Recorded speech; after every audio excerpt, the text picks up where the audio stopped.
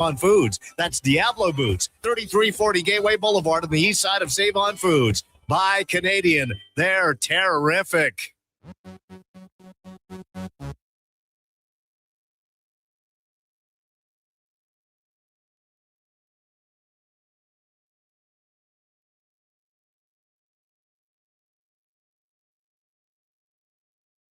Here's the Lowdown with Lowetide on Sports 1440. Presented by Wolf GMC Buick. We're making it easy. WolfGMCBuick.com.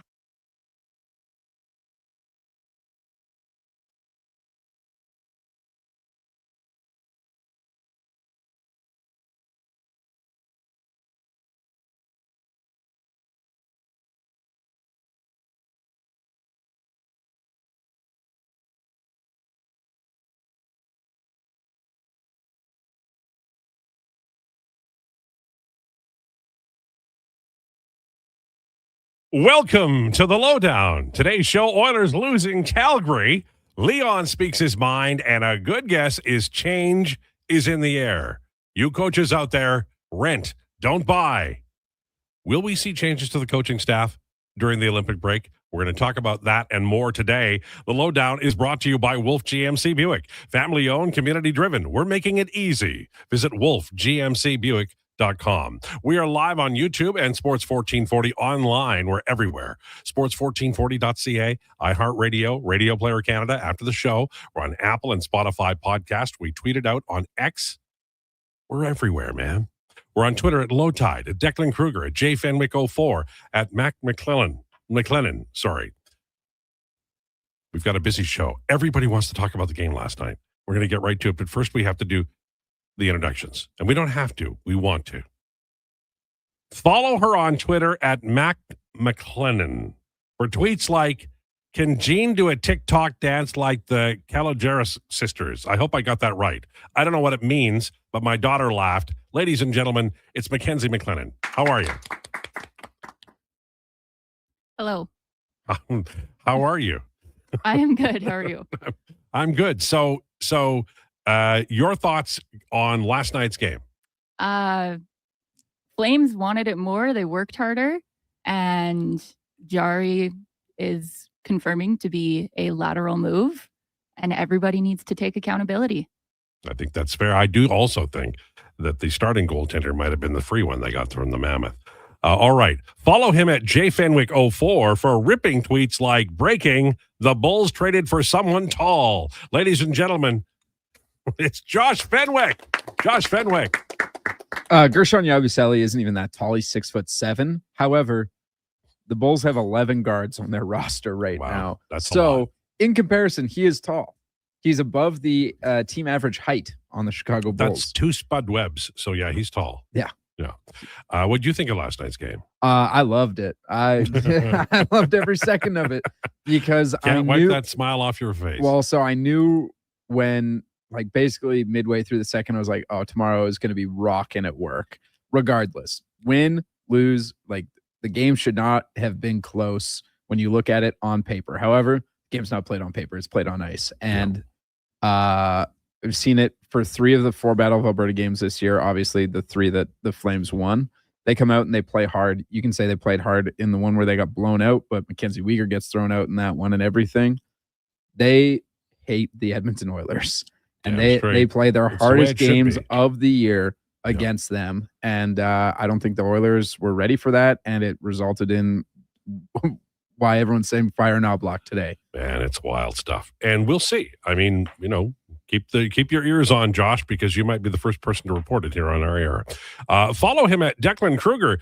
And you better pack a lunch because it's going to take you all day to find him. He's being faded by Big X. I'm just saying it. And that's not fair because he's a great guy. Ladies and gentlemen, Declan Krueger. Declan Krueger, everybody. They're trying to silence me.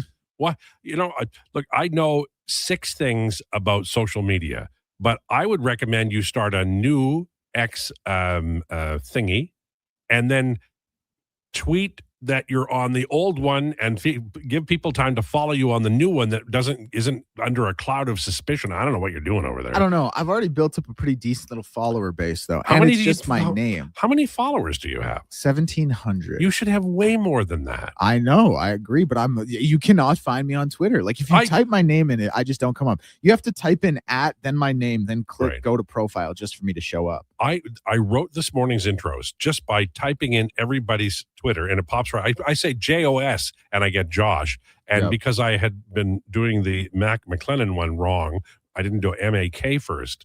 I didn't get her right away. But I was like, I typed in your name with capitals low. It took me 1,100 minutes. So I'm just saying that you probably deserve 18,000. I'll take that. It's out there for you. All right. What did you think? Oh, we're doing thoughts right now? Well, okay. So my thoughts are kind of about the Oilers more as a whole to this point in the season. Do we want to do that right now? Well, why don't we do this? Why don't we play the Leon clip that we have? Okay. And then I'll come back to you. Yeah. Do you want to play that right now? Yeah, let's do that. Okay. I have it right here. Are we ready to go? Yeah, I think we are now. Yes. Okay. Leon, how did you see that one shake out, and what do you ultimately think was the difference between you and Jan? Just giving up too many goals. I don't know. Just can't defend. Penalty kill is not great.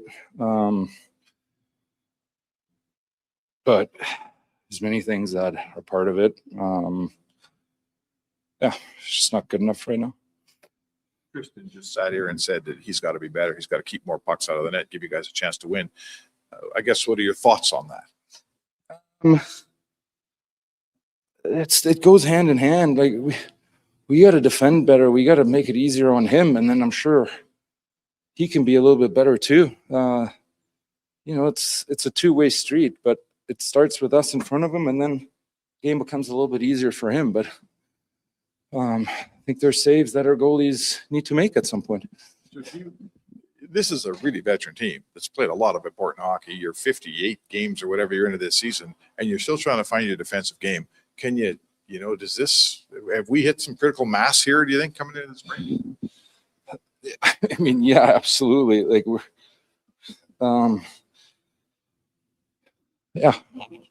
not consistent enough, and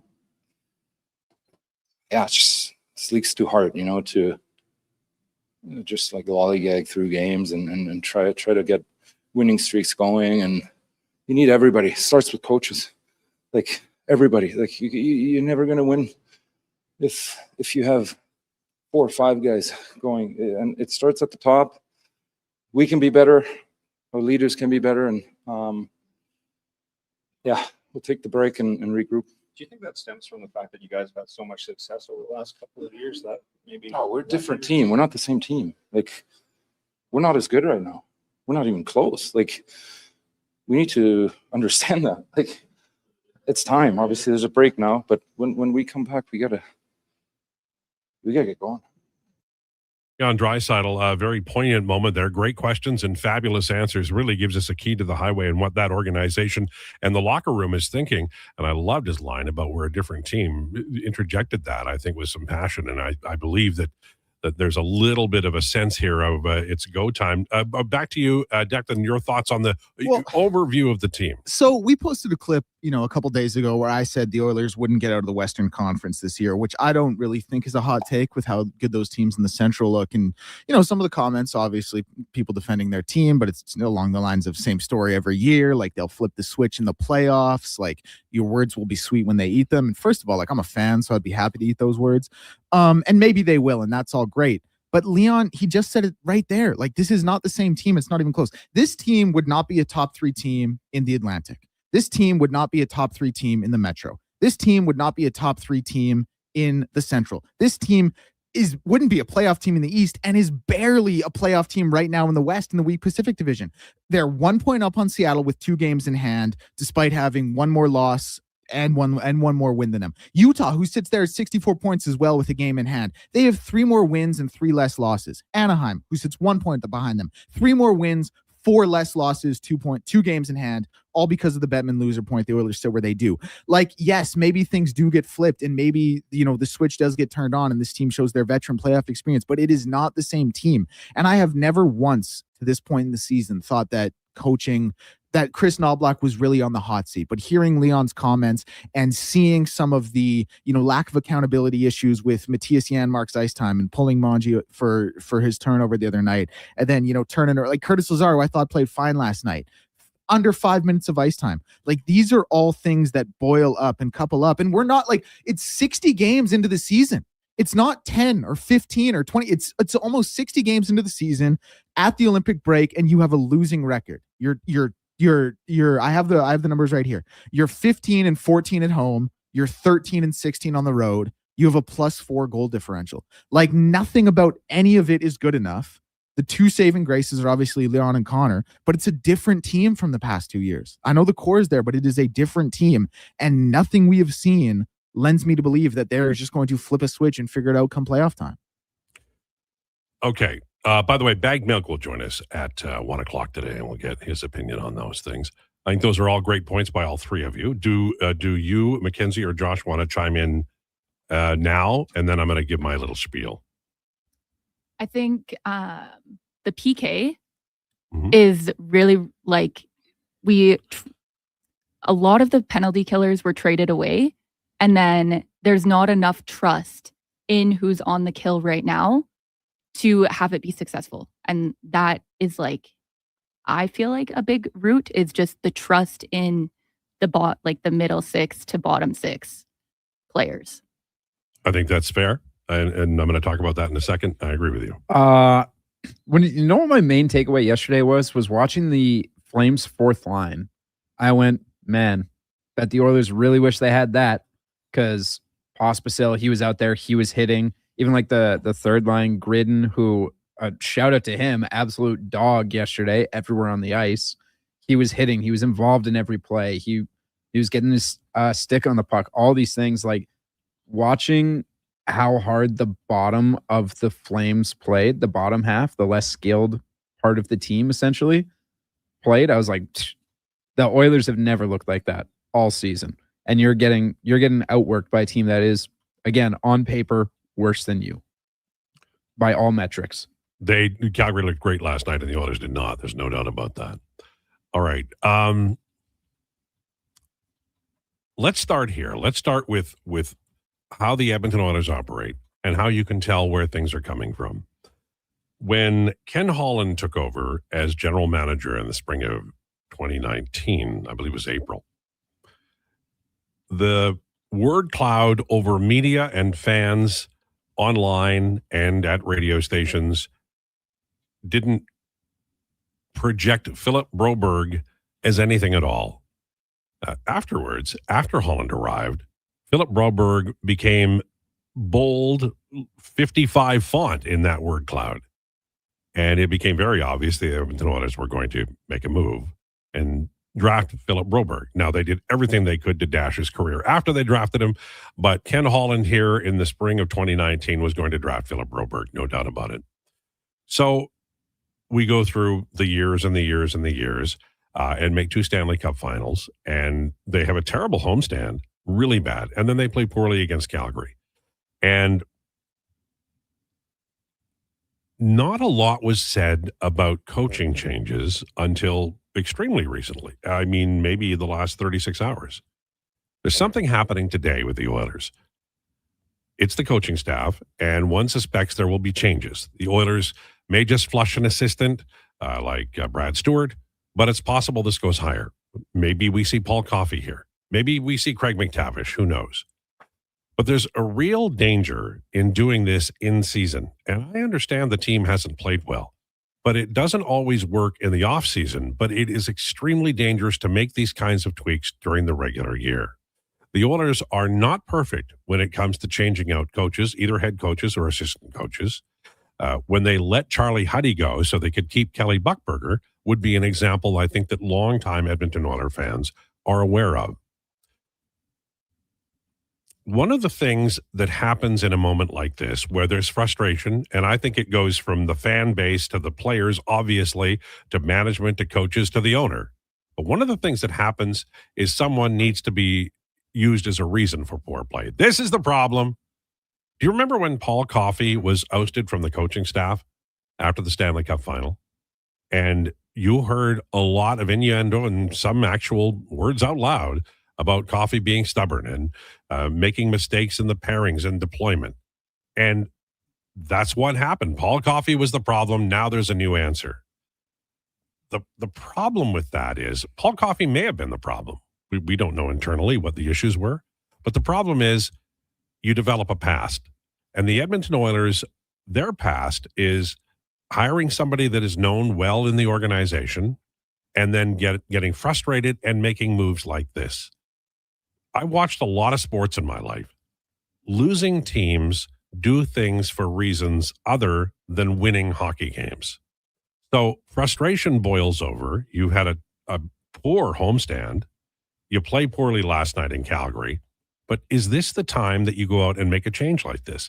And I'll just further say that if you're going to make the change, then fire everybody. Bring in Peter Laviolette or Craig McTavish or something like that. Because if you change the head coach, then everybody gets a kick in the ass. You know about the dead cat bounce, where an NHL coach, New Jersey used to do this all the time, where they'd replace their head coach and then they'd win the Stanley Cup. It does and can happen. But replacing the assistant coach, if that's what occurs, is a small Band-Aid on a problem that the Oilers perceive as being a major issue. And my main criticism of the Edmonton Oilers today is that if they weren't willing to run with Chris Knobloch all year this year, then they should have made a change, not just Paul Coffey, but made a change to the entire coaching staff. Now, Stan Bowman was still relatively new, so you can say, well, maybe that was the issue.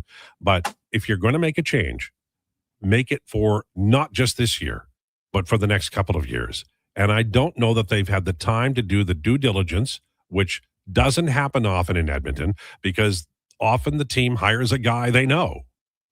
And I would encourage the Edmonton Oilers to do the due diligence. Maybe it's Peter Laviolette. He's a fantastic candidate.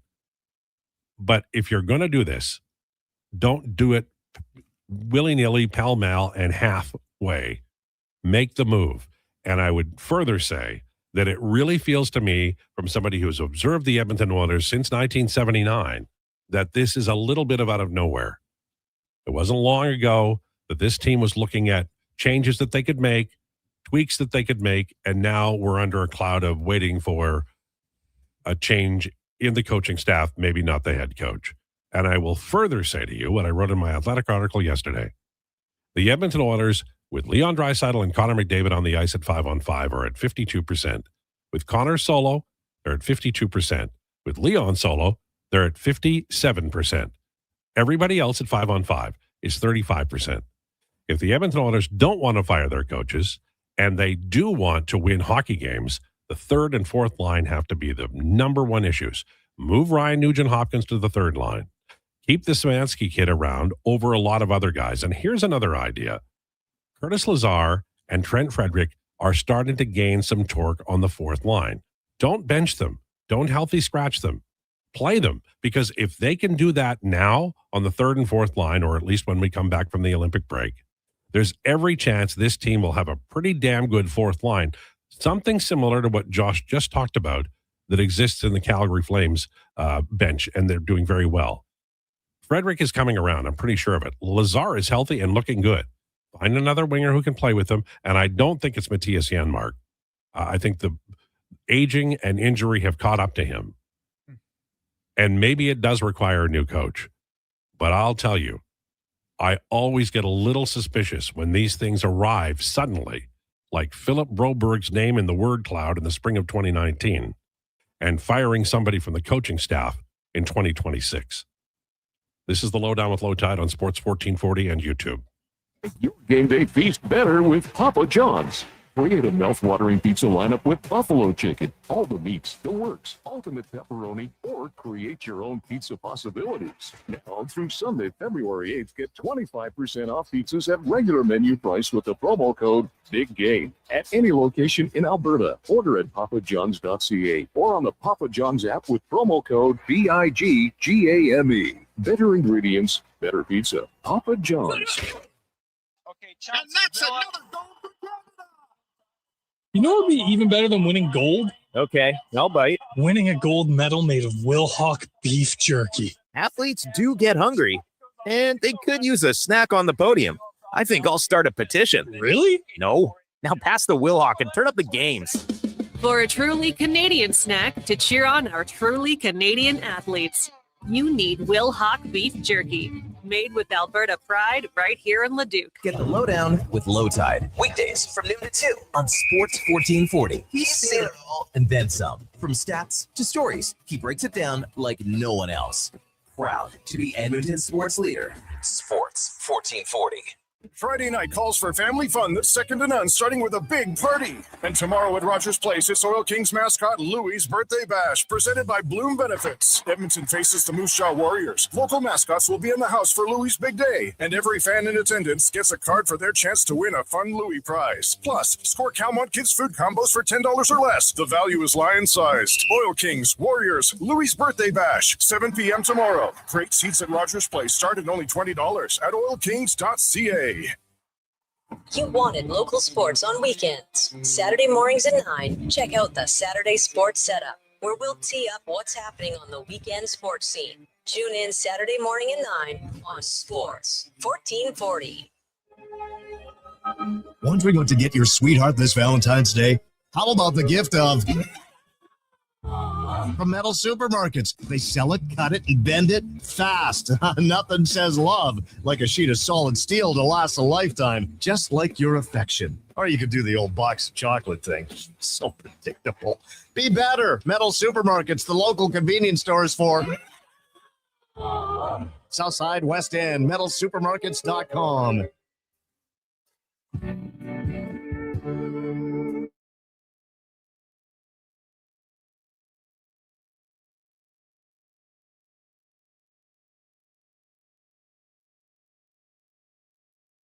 The Lowdown with Lowetide on Sports 1440. Can you fit Sports Encyclopedia on a business card? Presented by Wolf GMC Buick. We're making it easy. WolfGMCBuick.com.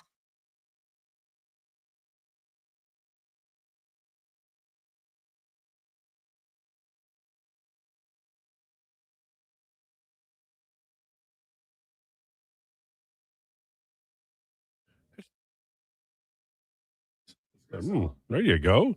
You're coming along. It's the Lowdown on Sports 1440, 1220. We're brought to you by Wolf GMC Buick. Playing the good tunes today, Declan. That was sort of country there. I like that one. It is time for Rumors, brought to you by Great Canadian Solar. We believe you should create your own electricity. Let's build a brighter, sustainable future with GreatCanadianSolar.com. Broberg didn't want to play here, Lowetide. Holloway didn't want to play here. In fact, Holloway consistently gets hurt and wasn't proving himself for years from Brad. That wasn't what I was talking about, Brad. What I was talking about was the Edmonton Oilers telegraph things. They have forever. They just have. If you go back in your own mind's eye to like a week ago or even Tuesday and say, hey, is there much going on here? And then all of a sudden there's a big surge of some story. That's what happened with Philip Broberg in the spring of 2019. I follow the draft closely. Nobody was mentioning Broberg to the Oilers that year. Ken Holland gets here and he mentions him out loud at a little golf course event shortly after he arrived here. And then the word cloud over the city of Edmonton, because he mentioned that, became much larger. And then later that year, the Oilers did in fact draft Philip Broberg. I'm saying to you that right now, even though the Edmonton Oilers are a team that is not far from first place in the top of the Pacific Division, and there's no real reason to panic, that there looks like there's going to be a coaching change after having not been mentioned short days ago. And we don't know if it's going to be the top number one coach, the head coach. We don't know if it's going to be an assistant. We don't know about Paul Coffey or Craig McTavish or any of those things. But when things like this happen, it's a concern because organizations that win don't have this kind of thing. Organizations that win have 4 or 5 different people checking and balancing everything. So that if I'm the CEO and I have a ginormous idea that I think is the absolute best, I can't just run to a microphone and say it. I can't just deploy that idea right away. There has to be some group of people who go over whatever the idea is and decide good, bad, indifferent. Or maybe you set it aside in something that you might address in the offseason. I feel like the Edmonton Oilers at some level have looked at this team over the last several, I'll say 2 weeks, homestand and last night's game, and said, this is wrong. And there's going to be a panic move, a coach fired and somebody else hired. And maybe it works. And maybe it comes from the fact that the defense has not been as successful at deploying puck movement as they were a year ago. I understand that. But in regard to Philip Broberg, I wasn't talking about whether he was happy here or not. I was talking about the idea that Broberg wasn't mentioned in the city of Edmonton by fans or media until Ken Holland mentioned his name, and then it's out of the bag. The Edmonton Oilers telegraph their moves, and they are telegraphing it in the last 24 hours. That was my point. You keep saying Craig McTavish, and if God, that's the guy who gets added to this coaching staff, I'm punching on the rest of the year. He was horrible when he was last year. He does not need to come back, and don't bring up 2006 because that was almost 20 years ago. Well, here's the thing. You can go back and look at it. Craig McTavish was a brilliant 5-on-5 coach. Now, look, I'm going to go ahead and tell you, I'm going to break the news here. Mac T had some unusual ideas about the power play. He would put Toby Peterson on the power play. And he really didn't like players that didn't, work hard going both ways. But his 5-on-5 teams were pristine. I'm here to tell you that. And he worked hard on it, and his players worked hard on it too. Face-offs, the whole 9 yards, and they were tough as nails. So I don't think Craig McTavish is going to get hired as the head coach. But as a 5-on-5 coach, I've said it on this show before, I think the current coaching staff could learn a lot from Craig McTavish and what he did and how he deployed it. And by the way, one more thing, he had the hella best third line in memory with Todd Marchand, Ethan Morrow, and Mike Greer. That line rocked. It was rock and roll out. So, yeah, you know what? Craig McTavish, I'll bring him up. The Oilers have reassigned Josh Szymanski. He's on his way to the Olympics to play with Germany with Leon Draisaitl. But with the break now, you can send down players, and I think Calvin Pickard was also optioned. I don't know if he was going to play down there or not, but it's an opportunity to claw back a little bit in terms of cap, and it's also an opportunity to make sure that the waiver works in your favor. Because if you'd left him up here, then you would have had to waive him again, and one never knows. In the world of baseball, Tariq Skubal won his arbitration hearing. This is a big deal for the major leagues of baseball because the gap was stunningly large. Detroit lowballed him. I think it was, I can't remember what the total was, but he won $32 million in arbitration. And the major leagues of baseball is about to miss a year. Next year, the players will be locked out and they won't play because the salary cap is the goal for Major League Baseball. This Tariq Skubal award, $32 million, is a monster for the Major Leagues of Baseball because if you're trying to control cost and your owners, this is a nightmare. I don't know why Detroit lowballed him, but in winning this $32 million award, Tariq Skubal has done, I think, a lot of the same things that were occurring around the mid-'70s with contracts like Dave McNally and Andy Messerschmidt. And I don't know what the new world order will look like in baseball. Sometimes I think the owners aren't interested in the game at all. But if you're going to war, this is a good reason for major league players to stop the salary cap. $32 million. I'm not saying he didn't deserve it, but it's a big award. Now, we have Is the trade deadline over in the NBA, or is it coming up on? It's an hour away, I believe. Anything? I know that the Grizzlies have Eric Gordon on the way from my Sixers, but anything big? Eric Gordon traded in the Big 26. Kristaps Porzingis, if you missed that, he's going to Golden State. What else came down this morning? Just like a couple, like 10 minutes ago or so, the Pacers and they're getting Clippers Zubac. executed a trade where Vichya Zubac going to the Pacers. So they get a center, which is cool, seeing as how they missed out on, they lost Miles Turner last offseason. So they'll be back in rearing and ready to go when Tyrese Halliburton's healthy next season. Way to get on the move with that. But yeah, other than that, it's just a bunch of small trades. Again, like I said, the Bulls got their 11th point guard in the last 2 days, so that's pretty cool. It's just dark times over there in Chicago. I don't know what they're doing. And Giannis officially won't be on the move until summer. As of 10 a.m. or whatever. Shams reporting they are keeping him. The Bucks.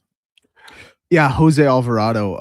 He also He's went a to New Knicks. York Knick. Can I read one of these texts? Sure. Because Go ahead. Brett Lebreau, hope I'm pronouncing that right. He dared us to read it on air. So, and I think it's we have to follow a dare. I think we sure do. That double dog dare. Yeah, that one, and you're right, Lowetide. They always get read. Well, it's funny because I didn't see the text until we started talking about the NBA trade deadline. I'm sure you guys did neither. But he essentially said, they will never, ever, ever win the cup until they get a coach who's the alpha male and wrestle control away from McDavid and Draisaitl. Period. Mic drop. The basic good fundamentals and habits are not enforced in the regular season, and those are the things that cost you a goal and lost a game in the playoffs. I don't know why we were dared to read that like it was, some big gotcha to us. But the point being, I think there is absolutely credence to that. Like, I think a guy, and I'm not saying him specifically, but I'm just throwing out him as a name, like John Tortorella. Torts. Yeah, like, I'm not saying bringing torts, but I'm saying like a guy John Tortorella, he does have that personality, and he has the mindset and approach to the game that I think can galvanize this group when sometimes leadership in the room or from the bench may be lacking. And I'm not saying that's the biggest, most glaring issue, but I do think a voice like that is something that people think about and consider, for the role. Yeah, I think the problem with that is the die is cast. Yes, I would agree. Like, I don't think it's happening. I'm just saying. I'm going to give an old-timey example, and everybody's going to yawn and fall asleep, but that's okay. In the fall of 1970, Punch Imlach had to decide whether or not he was going to turn Gilbert Perreault into a two-way forward or let him fly. Just let him use all of that gifted from God above ability to make opposition defensemen look silly.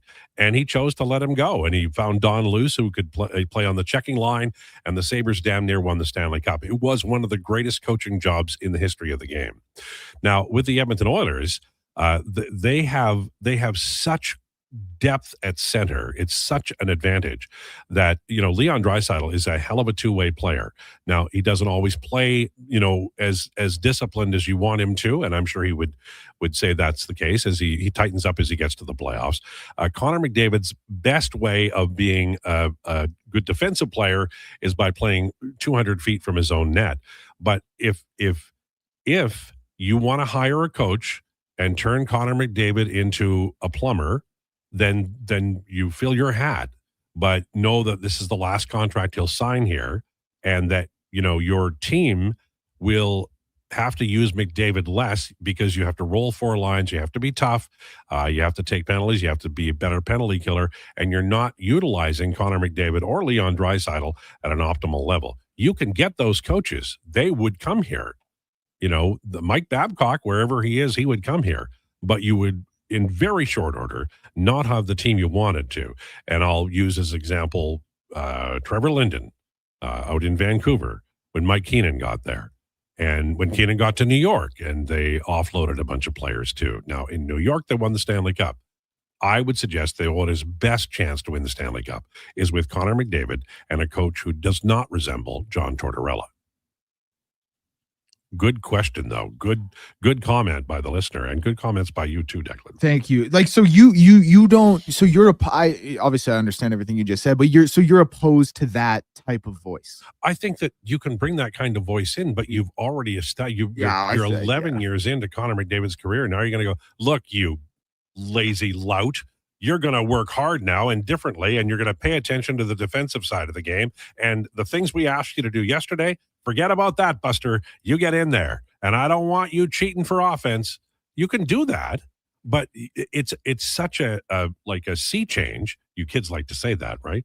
It's such a major change in the way you have conducted business with Connor McDavid that he might get whiplash. They don't play that way. They never have. The Oilers, when they started, they were the high-flying Oilers. If you think Wayne Gretzky was a great defensive player, but he had the puck a lot, and he was at the other end of the ice. So, yeah, he was a great defensive player, but not in the way most people would describe one, as a checker, right? And I think what the Oilers need is a good third line, a checking line. And I gave you the evidence. They're over 50% when the top two lines are on the ice. They have great possession. They can score off the rush. They do a lot of good things. Part of the problem is, and I said it the other day, the Oilers don't play defense well. So don't play defense at all. Just move the puck up. And the way you get around the Calgary Flames of last night is you use the middle of the ice for outlet passing. And they haven't done it since they started overusing the stretch pass, which occurred in the Florida final and a lot of the first half of the year. And if that's what they're getting rid of with a coaching change, that I endorse it. But I do think it's a very difficult time to do it at this point in the year. If Barry Trotz is available, he's pretty good now. I my own feeling about Trotz is that he was kind of going to retire after this process. Maybe I'm wrong. I mean, guys retire. It's like how many boxers retired and then came back and retired again and came back? All of them. Yes. I think Sugar Ray Leonard retired like 6 times. Like, what are we doing, man? Yeah. The only one I remember not feeling antsy about and anxious about when I watched him was Foreman. Like, Foreman to me was a guy who knew how to fight. Like the final time, you mean? Yeah, with his limited, like, because he retired earlier on, didn't he? Yeah, he did. He retired very quickly after the Rumble in the Jungle. Yeah, and then he took like a bunch of time off. He did. Became a preacher, and he started boxing again to raise funds for his youth. And went on to become a heavyweight champion. When he came back, he knew how to fight at the weight and the age he was. Like Foreman, and I know that he wasn't the big star of that heavyweight division that was an all-timer in the early 70s, but he might have been the smartest one. He could fight, and he knew how to fight within his limitations. Yeah, he definitely, like, when he came back so old, he definitely he definitely fought the right way to extend his career. Yeah, he did, and he was. I mean, he doesn't get talked about enough. He doesn't. Great You're right. heavyweight Thank boxers you for of that. all time. God, I love that era, man. Declan, you and I are going to do a podcast about that era and that era only. I'm there. Hey guys, anyone who thought you were going to be a better player without Perry, Brown, Arvidsson, and Kane is mistaken. I'm not sure a coaching change will fix the player personnel issues with this group. No, with respect, you've got it wrong. They've done a lot of really good. Let's not. God, I hate moments like this because all the hard work, all the sweat and blood of this season could go down the drain with one just quick move. Matthew Savoy is an NHL player now. He wasn't in October. If you had to sacrifice Corey Perry to do it, then so be it. Because next year he can be an inexpensive top 6 player. They got him playing on the top 9 now. I know he's not a big guy. They'll probably make a trade at the deadline to get a bigger guy. But Savoy is an inexpensive value contract on a skill line next year that has hellacious value. It really does. I wish they'd done the same thing with Ike Howard. They weren't able to. You move on from life and you do it again with Howard next fall, and we'll see how that goes, right? But the Arvidsson wasn't playing well this last year. Brown played well, but they couldn't afford him. And Corey Perry I love Corey Perry, but he got a pretty nice deal on the coast, you know. Come out to the coast, have a few laughs. So that all happened. But they didn't do nothing here. And Frederick is coming along. And Savoy is there as a player. I like that player. So please don't think that they've gone out and done nothing. And I'll give you one more here because it's a day where people are really down on this team, and it kind of makes me a little bit mad, to be honest with you, because I just think they're throwing the baby out with the bathwater, and that's what losing teams do. You work and you work and you work and you work and you get better, and these kids start to show you something, and then you go, well, fire the coach, and then they get rid of what worked well, and that sucks. Now, in 180 minutes together. It's not a lot. I get that. I understand. But the experts say 200 minutes together and you're starting to cook with petrol. In 180 minutes together, Spencer Stastny and Ty Emberson have a 60% goal share and are over 50% in expected goals. They're at 52% in shots. Fenwick, my friend Fenwick, is 51%. This is a third pairing. They've had trouble on third pairings. Kulak, I mean, he spit the bit a little bit this year. He wasn't the player that he was 2 years ago or the year last year. So they're making progress with Stastny and Emberson. Look, they can't play second pair. I get that. But Nurse Wallman, they're coming along. The top pairing's never been a problem. The top two lines aren't a problem. I understand you're mad at the goaltending, and that's fine. But I told you all. I hate to do this, and I hate doing it when I'm yelling. But I said Stuart Skinner wasn't the problem you thought he was, and I was right. So Tristan Jarry isn't the problem you thought he was. And Connor Ingram isn't the problem that you thought he was. The Oilers have to buckle down and play better defense. And when the Oilers are playing better defense, they're not playing defense at all. They're moving the puck out under control, and they're not spending 9 to 15 seconds in their own zone. When the Oilers spend 9 seconds in their own zone without the puck, it's a goal against, it's a penalty, or it's a great save by the goaltender. Lowdown with Lowetide on Sports 1440 and YouTube.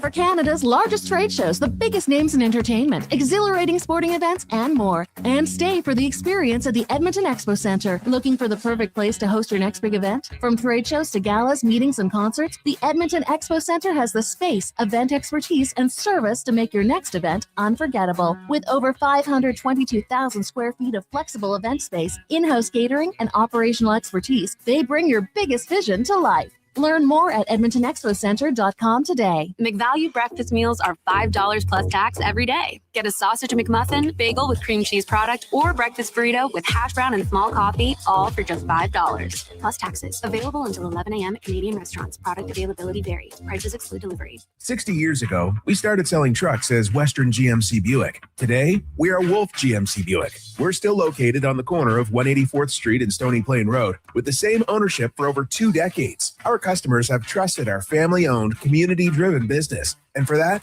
we are thankful. If you're looking for a truck or SUV, pop in and one of our seasoned professionals will get you a great deal, hassle-free. Come trust our team at Wolf GMC Buick.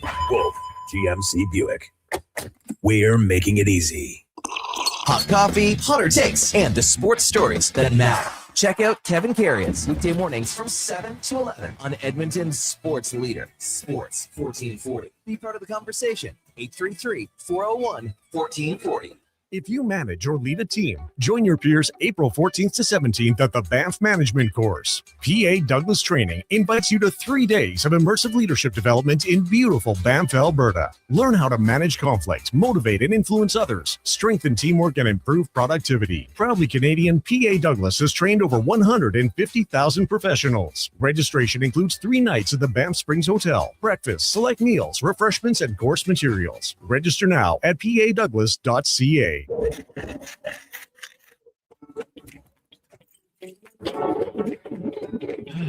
Oh, Canada.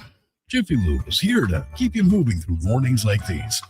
Full synthetic oil changes, quality Pennzoil products, tire checks, battery tests, and everything else your car needs to get through our winters. Stop by Jiffy Lube for fast, easy, warranty-approved service. No appointment, no hassle. Just dependable service right when you need it. Jiffy Lube, keeping you moving through this. Measles outbreaks are occurring in Canada, including Alberta. These outbreaks are highly preventable. Measles is an extremely contagious disease that is spread easily through the air. The best way to protect yourself, your family, and your community is to ensure you are up to date with your immunizations. Don't get measles. Get immunized. Visit alberta.ca/measles to find out if you're up to date and what to do if you're not. A message from the Government of Alberta.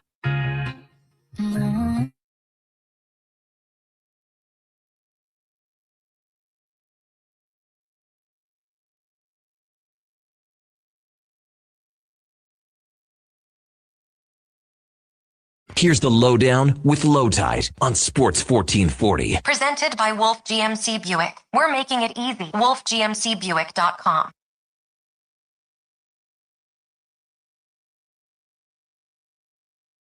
1440. I don't know what Declan's doing, but he's playing the really good tunes today. Who does that song? Carpenter. I've never heard of her, but she's excellent. Is she Canadian? She is not. Where's she from?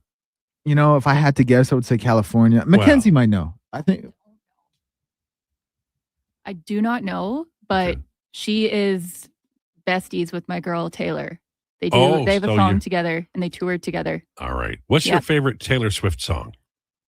Too many to count. Right. My daughter's always been a Taylor Swift fan, but lately she's turning on Taylor Swift, and this is why. You tell me if she's right. Taylor Swift apparently keeps re-releasing different versions of greatest hits and other albums to stay at number one, and it keeps my daughter's favorite artists from reaching number one, and it's starting to irritate my daughter. Is that happening? Yeah, it was, but like because Scooter Braun stole all of Taylor Swift's music because she wanted to own it. She was like, I'll just re-release all of it with me owning it so then I can have my masters. So that's why like okay. Her first like 3 albums or 4, they said like they have like Taylor's version on them. Mm-hmm. And now this past summer she bought her masters, so now she's not doing it anymore. So and I bet all the fans are buying the version that she wants them to. Yeah, like Declan, we got to get that kind of coverage, like where people are so loyal to us that they do that stuff. I will say I am so loyal that I rebought 1989 Taylor's version on vinyl. Wow. All of it. Josh has that on vinyl too. I know he's a big fan. You didn't ask my favorite Taylor Swift song. What's your favorite Taylor Swift song? The Last Great American Dynasty. Okay. What about you, Josh? What's your favorite? I don't know. I Knew You Were Trouble, Taylor's version.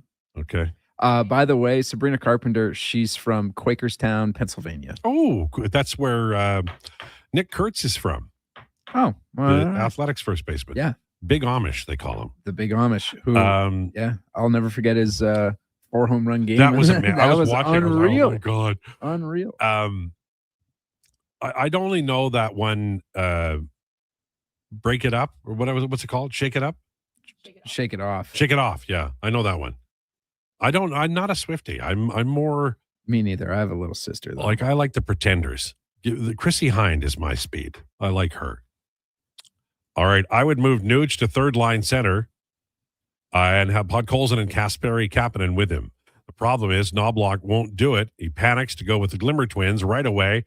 And when they're down a goal, this is why no one wants to play here in Edmonton. Bottom 6, no ice time. This is what's killing the Oilers. These coaches all do the same damn thing. It's up to management to fix this problem. That's Steve. He didn't say damn. I threw in that. But here's I'm just going to push back on a couple of things here. Everybody always says that, hey, man, the Edmonton Oilers don't play their third and fourth line. And I keep repeating this, and I will every day until people believe me. But this year on the ice, Edmonton Oilers' third and fourth lines combined. This is with McDavid and Draisaitl off the ice, so it's definitely third and fourth lines. They're averaging 22 minutes per game. Okay? That's a lot. It's a lot. That's all I'm saying. Well, the third line is getting a lot more play now. Lots of the times when there was big hits from the Flames last night, I was like, oh man, Savoy up against the boards again? Oh my God, wasn't he just up against the boards 20 seconds ago? But Savoy's not on the third line? No, he's on the fourth line? Well, last night, here are the lines from last night. Sorry, my apologies. Well, No, then the fourth line. No, but let me make sure you're not right. Because I thought he was on the ice with Roslovic. Here are the lines. People keep commenting on my blog, so it takes me forever to go back. McDavid, Nuge, Hyman was the top line. Mm-hmm. Draisaitl, Podkolzin, Kapanen was the second line. Nuge, they switched up is what happened. Lazar, Szymanski, Janmark played 236. So they would have played more than any Savoy line of a trio. Savoy may have played more minutes, though. Interesting. Yeah, because I saw a lot of Matt Savoy last night. Well, that's one of the things I clocked. This is what I would do. I would put Nuge with Savoy and right now Szymanski, maybe somebody else that they can pick up, maybe Roba Yervente. And then I would leave the Draisaitl line alone with Podkolzin and Kapanen. I would run Zach Hyman with McDavid and somebody they pick up. But I'm Like run Lazar and Frederick on the fourth line. Just keep doing that. I'm convinced it's going to work if they just give it a chance. Savoy has been bottom six for quite some time, yes. But we were talking about difference between third and fourth line. What percentage would you give Knobloch that is still coach after the break? I'll say it's 85. That's what I believe. I think they're, I don't know where this is coming from. And so I can't say, because if it's high up, then it's like, it's a matter of, I think it's 100% they'd make a move, but I don't know how high up it is because the Stan Bowman is a pretty traditional general manager. He said, we're going to wait until this point and then we'll make our move. And they did. They sure as hell did. They got 2 goalies basically, and they moved out their entire goaltending department. They got Spencer Stastny, and they absolutely moved some tables around at the bar. They did. Now, there hasn't been that I saw a thread of this. There's frustration over the coaching, but there always is. People are always mad at the coaching staff. The most popular, player is the backup goalie, and then the coaching staff gets ripped for everything. And when they're not getting ripped, then the general manager is. But I feel like this is overcomable without firing anybody, but I don't know that's going to happen. We'll see. One thing I'll say about Daryl Cates is he has spent a lot of money on coaches who have been fired. The Jay Woodcroft firing, I think he had 2 years left, maybe 2. That costs real cash money. Lines change middle of the second. Call up Unger and let him be our Dustin Wolf. He's ready for the big show, and he's 24. Get him rolling. I don't think you've seen either of the 2 goalies that they just acquired long enough. I like Unger, but I don't think unless they're just absolutely like we're playing for next year, then I don't think you bring in a rookie goaltender. They won't even bring in a rookie sniper like Ike Howard. So I don't think they're going to trust a goaltender. Dumb idea. Listen, I was so upset with the Flames for never calling up Dustin Wolf for longer than like 4 games. Dude, it's okay. Like, let him hang out in the AHL. Dustin Wolf won 2 Goaltender of the Year awards or whatever it's called in the AHL in a row. Yeah, almost won the AHL's most valuable player. Again, I'm sorry, I don't know the names of the awards in the AHL. Shame That's on you. I'm sorry. Who does? Probably Brandon Douglas and Declan. No. Brandon Douglas definitely does. The Duke of Delburn. Well, he's looking it up now, and he's going to barge in here like a hero, but that doesn't mean he knows it. No, he definitely knows. I'd be like, oh, this, and he'd be saying, oh, it's the Dustin Wolf Award or whatever, the Dustin Wolf Trophy, whatever. Yeah, he hung out in the AHL for a while. Just let him get reps in the always hungry league where he's peppered with 50 shots a night and hangs out at his 937 save percentage or whatever it is he's rocking right now. And then bring him up every once in a while into the big show. Everything will be okay, I promise. Savoy, McDavid, Hyman, Pods, Dry, Roslovic.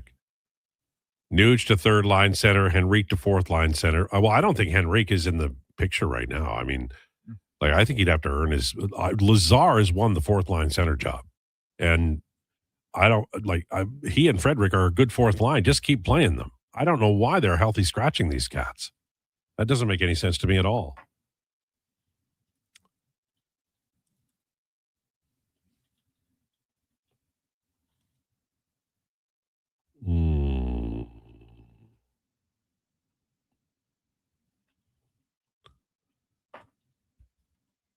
People are recommending Barclay Goodrow. He's on a massive contract, isn't he? Like 8 years at $3.5 million or something. I don't think the Oilers should look there. The great thing about them is they got a lot of money this summer they can spend money on. The bad thing about them is they got a lot of money this summer that they can spend money they can spend on players. Is it good or bad that the Oilers have a lot of free agent cash? I don't know that it's good. You go ahead, Joe. No, you first. I talked quite a bit. Well, no. I was just going to say, like, in principle, it is good, right? Like, of course it's good. You can go out and you can address needs. You can go out and you can find fits. But all of that means absolutely nothing if it's miss after miss after miss. Yeah, I can't disagree with you. I mean, the Zach Hyman signing is pure gold. Nailed that one. He's Completely 5 nailed years that into one. this deal, and I'm like, oh my God, he's good. But here's the problem. Here's the problem. Let's solve this problem now. The Okay. four of us, we're all going to solve the problem. Are you ready? Yeah, don't sign anyone Everybody's July ready. 1st. No, hold on. Well, I know I've already said that, but this is a question I'm going to put to each of you, and everybody has to have an answer. You can put up your hand if you want to go first, but everybody has to have an answer. If nobody wants to go first, I'll go first. Jack Roslovic was signed to a value deal right at the start of this year, 1.25 or something like that. What should his next deal look like? Because remember, 8 years, 3.85 for Trent Frederick set the fan base on fire.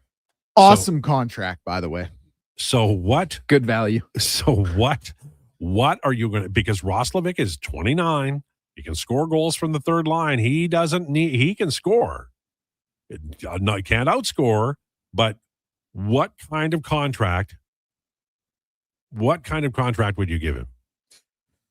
You want to go first? So I want to think. I have a number. If you got a number, you go.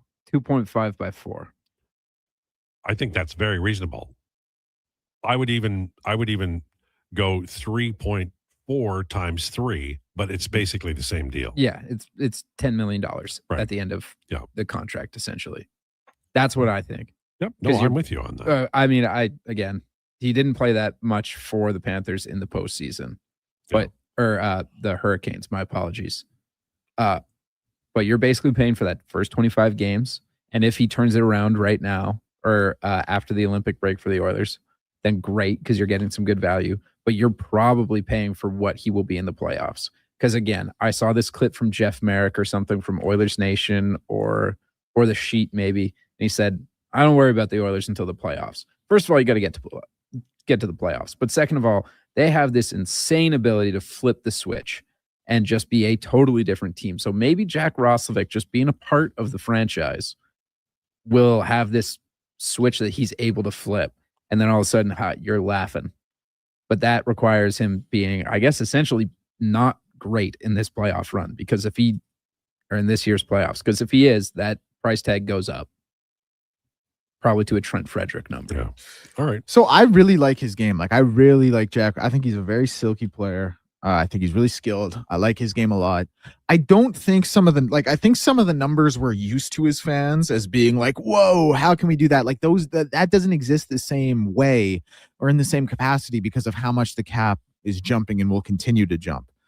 So I think a little while back, maybe a week ago, maybe a touch longer, I said 4x4. Maybe that's a touch rich, excuse me. I'd go 3x3.5. Okay. So we're close so far. What about you? Declan took the words right out of my mouth. He does that. I was thinking 3 years, 3.5. And I wouldn't give him any kind of extension until after the playoffs. I know that raises his price tag, but the Oilers also have a tendency to fall in love with players without seeing them for a bigger sample size. I just wanted to add young people. Sorry, Maggie, she's exactly right. I didn't want to cut her off. There was one other thing I wanted to add. I'm not giving him a no trade or a no move. That's very important. Like, you're Jack Roslovic. You're not Connor McDavid. You're not Nathan McKinnon. You're not Nikita Kucherov. You're not. Your ass will be moved, or your ass will be traded if we want you traded or moved. But the Oilers have this button they push on their printer, That's number nice. 2, and the no movement clauses are in every one of those contracts. No. They'd have to rewrite the contract. Yeah, I know. You're absolutely right. Like, let's not sit here and pretend like that won't be involved in something. But That's a pipe dream, by the way. It's just maybe the worst that he will ever get is not a no move clause or not a no trade clause or no move clause. He will get a partial no trade clause. It'll be a no team, no move. It'll be a no. That's what it'll be. It'll be like there's 3 teams that he can agree to be traded to after year 2. Exactly. Another 10-team no trade list to Jack Roslovic. By the way, did Ken Holland, aside from the Hyman contract, do anything as good as getting Panarin for LA?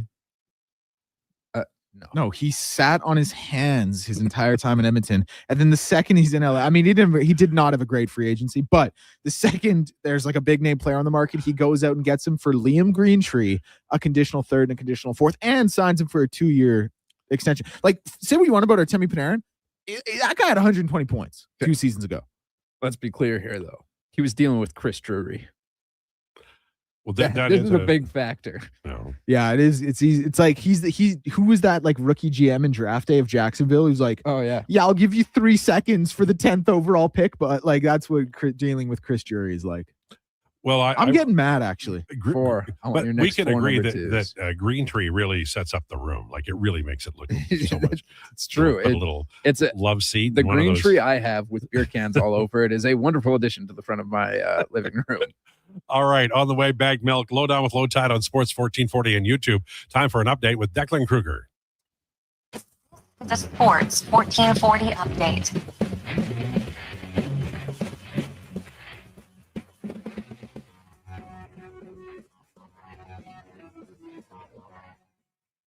Brought to you by Sean Cunningham of Remax Real Estate. Get the home team advantage for your next move in the Edmonton area. If you're thinking about buying or selling a home, call or text Sean directly, 780-265-0165. That's 780-265-0165. Edmonton Oilers news, they have assigned forward Josh Szymanski and goaltender Calvin Pickard to the Bakersfield Condors. Elsewhere in the hockey world, Team Canada is set to make a decision on Braden Point this weekend, and Jonathan Huberdeau is out for the season, set to undergo hip surgery. Milwaukee Bucks reportedly keeping Giannis Antetokounmpo through the trade deadline. That is today. The Pelicans trading Jose Alvarado to the Knicks. Pacers sending Benedict Mathurin, Isaiah Jackson, and 2 first-round picks plus 1 second to the Clippers for Isaiah Zubac and Kobe Brown. And the Los Angeles Lakers are trading Gabe Vincent and a 2030 second to the Atlanta Hawks for Luke Kennard, who is leading the NBA in three-point percentage at 49.7%.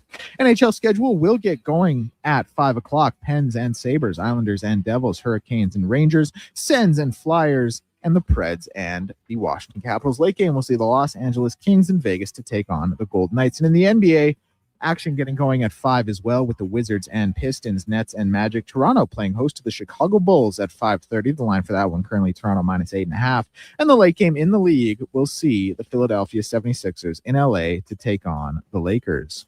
I'm Declan Krueger. This has been a Sports 1440 update. 1440 Stingray Radio Station. CHJR broadcasts from West Edmonton Mall and Wetaskiwin. Download the free Stingray music app and listen wherever you go. Hey, Edmonton, did you know a local Play Alberta winner scored over $500,000 on Mega Jackpots Ocean Bells? Think about the season tickets you could lock down with that kind of cash. From major casino winners every hour to jackpots worth millions and hundreds of popular games to money that stays in the province, there's never been a better time to sign up for Play Alberta. Download the app today to get started with casino, sports, and lottery all in one app. Must be 18 plus to play. When you gamble, use your game sense. Actions speak louder than words. Japa Machinery Group puts your construction plan into action with XCMG construction machinery you need. Available for rental or sale. Learn more at japamachinery.com. Friday night calls for family fun that's second to none, starting with a big party. And tomorrow at Rogers Place, it's Oil Kings mascot Louis' birthday bash, presented by Bloom Benefits. Edmonton faces the Moose Jaw Warriors. Local mascots will be in the house for Louis' big day, and every fan in attendance gets a card for their chance to win a fun Louis prize. Plus, score Calmont Kids food combos for $10 or less. The value is lion-sized. Oil Kings, Warriors, Louis' birthday bash, 7 p.m. tomorrow. Great seats at Rogers Place start at only $20 at oilkings.ca. Business owners, if rising electricity costs are cutting into your profits, there's a smarter way forward. Right now, federal clean technology tax credits can cover 30 to over 50% of the cost of a commercial solar system, delivering an immediate return on your investment. And in Edmonton and Sturgeon County, the Commercial Clean Energy Improvement Program offers long-term financing for up to 20 years, making solar more affordable than ever. Lock in lower energy costs for decades and strengthen your bottom line. Visit GreatCanadianSolar.com to get started. Do you listen to sports radio at work? Like right now? Well, do you? Who, me? No way. I swear. Okay, friend, we won't tell. Tens of thousands of sports fans listen to Sports 1440 each and every day. On the radio, on the listening apps, on YouTube, and on social media. If you listen to Sports 1440 at work, well, maybe it's time to advertise on Sports 1440 at work. Grow your business, get your name out there. Shoot our ad team an email, gregor@sports1440.ca. Let's get to work for you. Hello. You're never going to believe this. Booster Juice called your name today. You can get a free smoothie or acai bowl. No way. And they're now. Oh my gosh, you and my brother have the same name. Okay, I'm calling him next. I'm hanging up. Booster Juice Names of the Day is back. 2 names are selected each day, and if your name matches, you can get a free smoothie or an acai bowl. Watch for your name on the Booster Rewards app and social media. Must be an app member to qualify. Booster Juice, Canadian born, blending since 1999.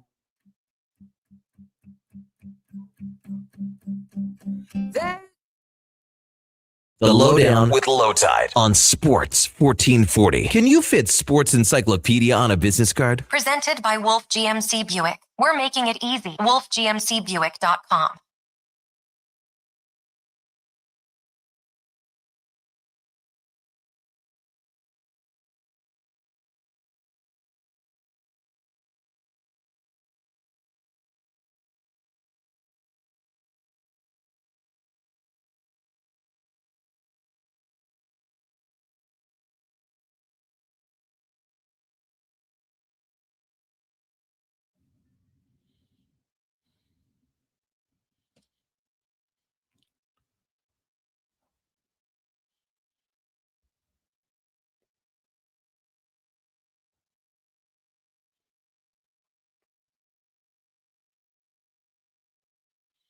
Lowdown with Lowetide on Sports 1440 for Wolf GMC Buick. Family owned, community driven. We're making it easy. Visit wolfgmcbuick.com.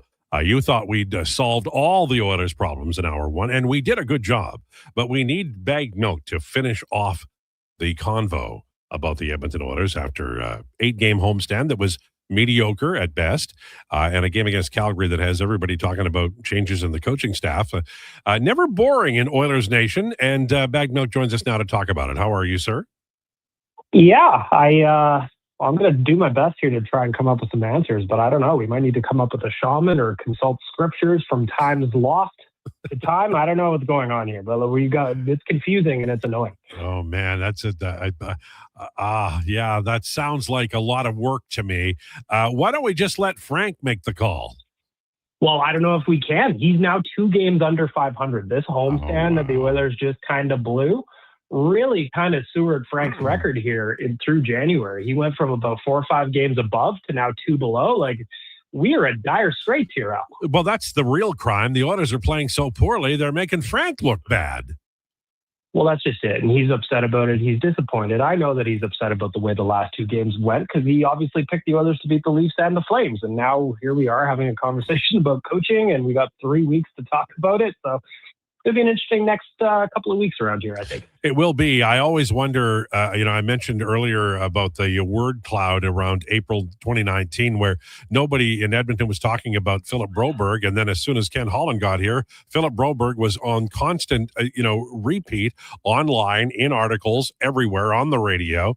And it feels like there's something has to be happening with the coaching staff, either the head coach or Chris Knobloch or one of the assistants, based on the number of times media and others have said coaching change over the last 24 hours. Yeah. And then also you see the quote from Leon last night after the game that it has to start up top. It starts with the coaches. I'm paraphrasing a little bit, but the noise is getting a little bit loud, isn't it? And I got to tell you, after back-to-back runs to the Stanley Cup final, this is not what I thought we'd be talking about on February 5th. So it's been a wild season. Well, and I always go back. I have one of those brains that goes, what did we think at the time? And at the time when the season ended, Paul Coffey was moving on. Glenn Gulletson got a job. There was a thought, okay, well, Chris Knobloch will be able to massage the coaching staff to his preferences, and let's giddy up.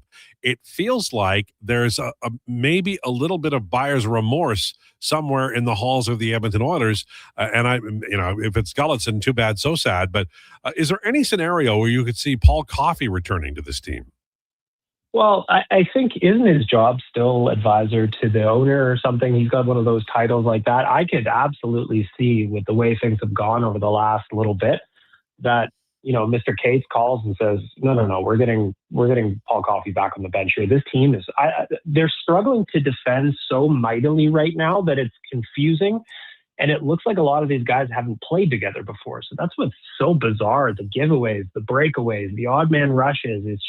It's piling up, and they're ending up in the back of the net. So I wouldn't be surprised at all if all of a sudden Paul Coffey gets the tap again, that he's got to parachute in and try and make some magic happen. But it has been stunning, the level of defending that the Oilers have had all season long.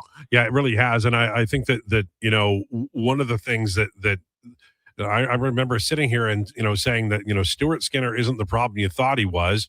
And now people are mad at Tristan Jarry, and they're not at all happy at Connor Ingram. But I think when you're playing with such a loose defensive group where the forwards are cheating for the stretch pass, and they move as quickly as the perception is the defense has a 50-50 chance at the puck in their own zone, you're going to end up with a lot of these things. And, we've seen on a power play, a defenseman forget about a player and that puck end up in the back of the net. That's to me just discipline. And I mean, you can blame the coaching staff if you want, but that's just awareness, right? Yeah, I think that the details are they are so blurry right now for the Oilers on the defensive side of the puck. And I also think that's translating to what they're able to get done on the other end of the rink too. But I think that I don't know that you could put Dominic Hasek in there in his MVP seasons. And if you're listening to this right now and you haven't looked at Dominic Hasek's stats from those years, please treat yourself. They are mind-boggling. But I don't even know that he could help right now because, yeah, sure, you want Tristan Jarry or Connor Ingram to stop one or two more breakaways, but it really would be nice if they didn't have to face that many in the first place. It's true. It's so confusing. Yeah, it is. It's true. The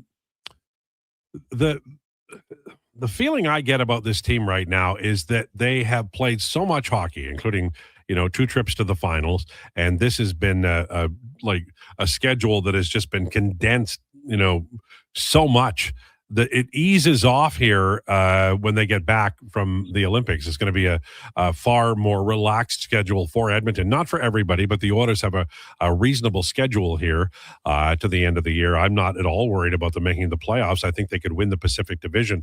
But in terms of what you would like to see if they get extra practices or hire a different coach, what things are you seeing? You mentioned the defensive coverage and those sorts of things. Would you like to see a trade for a goalie? God forbid they're going to trade for another goaltender here, but they're going to be looking for answers and talking about what the options are. What would you like to see maybe as a wrinkle from this team? I mean, I'd still, as much as we're talking about the defense, I'll tell you, Al, if they trade for another goalie, my mind is going to get blown out the back of my skull. I don't know if I can ride through another wave like that. But I still would prefer a third line centerman that's got some two-way ability.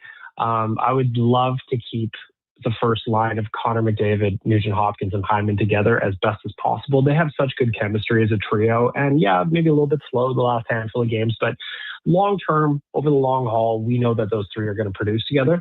And sometimes I don't want to fix what's not broken. So to me, I look at that 3C spot, or potentially another, maybe if I'm dreaming, it would be some kind of and I'm going to say a name, but I understand he's under contract, but a defenseman like a Brett Pesce. Mm-hmm. I think that would be a great fit for the Oilers. And again, I know that's not the guy because he's under contract, but I would love that kind of player. So I think those would be my two, the 3C and the right defender that can, move the puck a little bit and also defends well.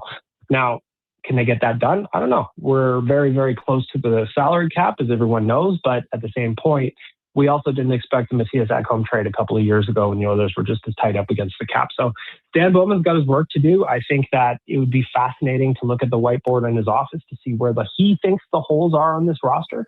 But at the same point, you can go out and get anybody you want. But if the team is playing as sloppy and poorly as they have been, I don't know how much of a difference it makes. I mean, there's some beer league tactics going on out there. And as somebody who has struggled mightily through a handful of beer league games in my life, that is not what you want to see from your NHL club.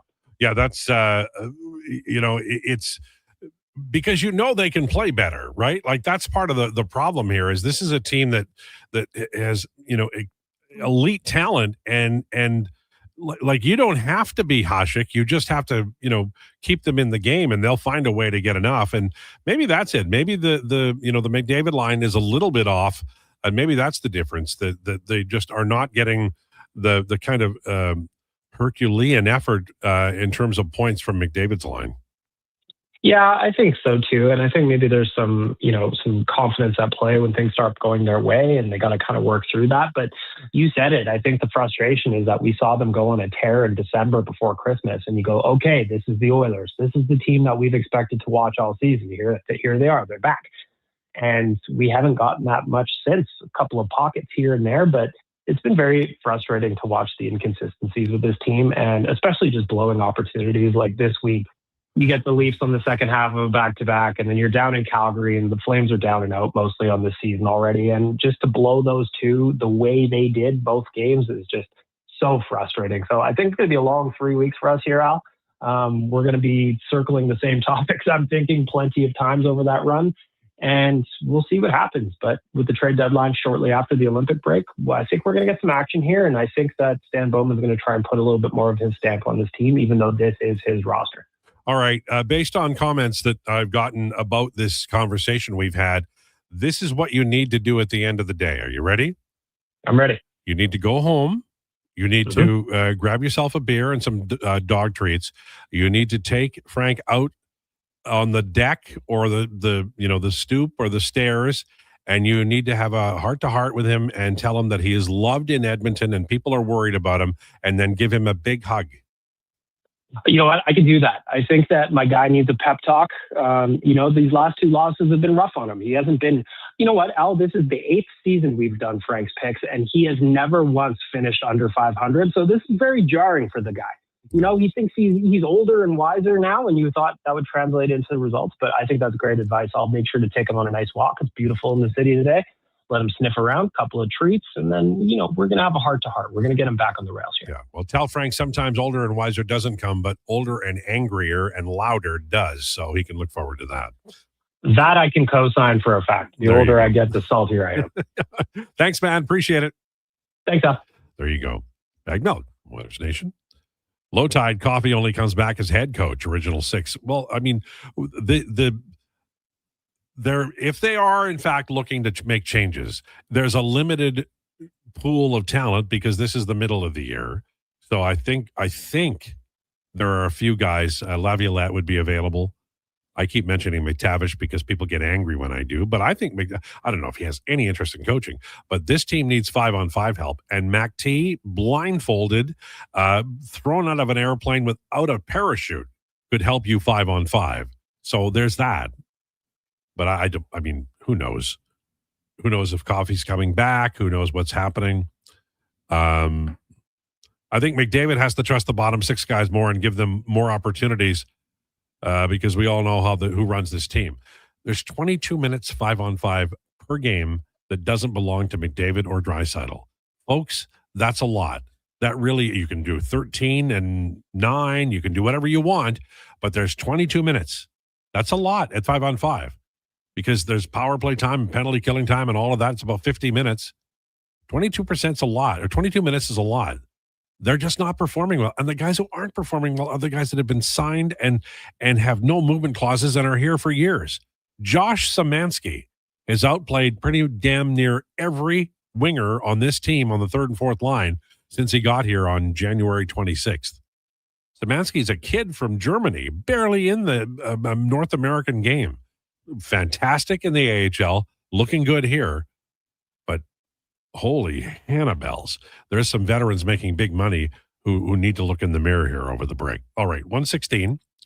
Holy Hannibals is not swearing, right? That doesn't mean anything to young people that is embarrassing or a cribbage term.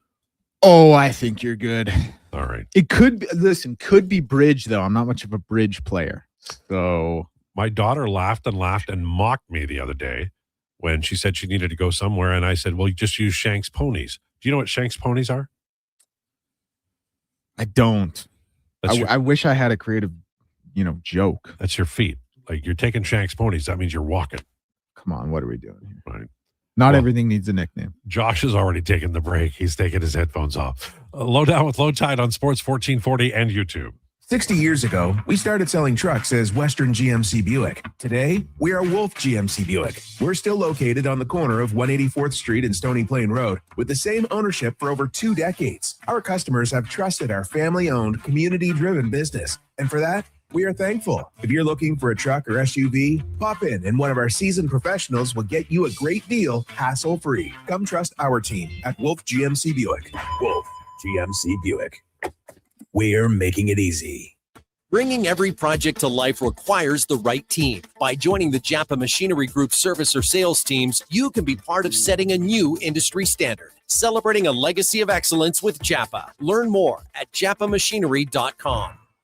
Whether you're a craft beer connoisseur or more of a wine aficionado, there's always something new to discover at Sherbrooke Liquor, a unique family-owned independent liquor store. The selection, incredible. The non-alcohol section is also very impressive. Sherbrooke Liquor, expert, knowledgeable staff with a passion for unique finds. More than just a liquor store, we're a community. Alberta's best, the one and only Sherbrooke Liquor. Wine, spirits, and oodles of beer. Visit SherbrookeLiquor.com.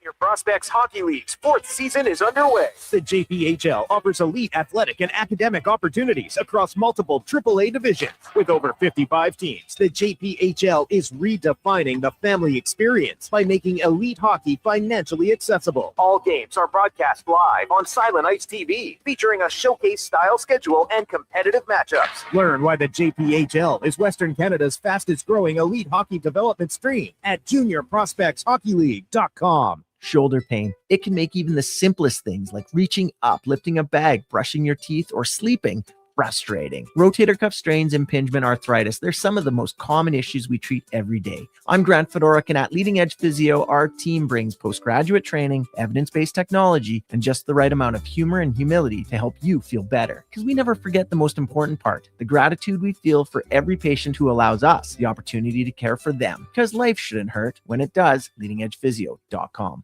These days, it's all about who you know. And that's why it's the perfect time to save at the Bricks Friends and Family Sale. Upgrade your living room in time for the big game and score free delivery on TVs over 50 inches, like a Samsung 85-inch 4K smart TV for just $999. And save up to $1,200 off sofas and sectionals. And mix and match. Save up to $1,000 off 2 or more major appliances. Some exclusions apply. Check out the Brick in Edmonton South Common, West Edmonton Mall, North Side on 137th, and downtown near the Ice District. Invest for today and tomorrow. Vision Credit Union makes it simple with 2 RRSP options to fit your goals. Choose a secure term deposit RRSP with guaranteed returns or a mutual fund RRSP offering higher growth potential with exciting opportunities. With an RRSP, you'll save on your income tax, grow your investments tax-free, and get closer to your dreams, whether it's retirement or your first home. The deadline to qualify for 2025 tax deductions is March 2nd. Learn more at visioncu.ca.